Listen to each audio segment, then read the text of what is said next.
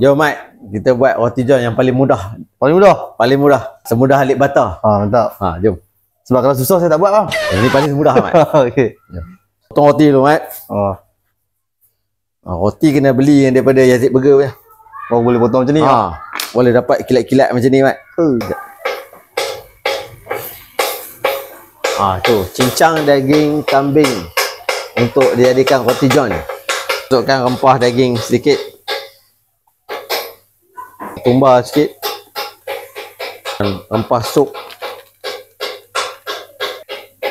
letakkan sedikit garam. Okey, masukkan sedikit lada hitam. Itu kacau. Okey Mat, bancuhan telur roti john dah siap dah. Okey, kita tuang.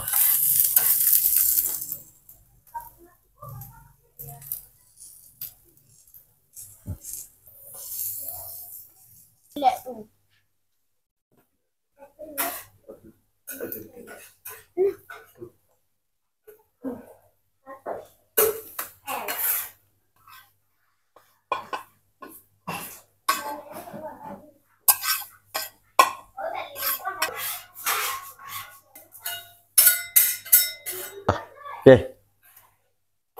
Ni tuan-tuan hasil roti john. InsyaAllah kalau yang rasa nak berniaga roti john tu boleh order roti dengan kami.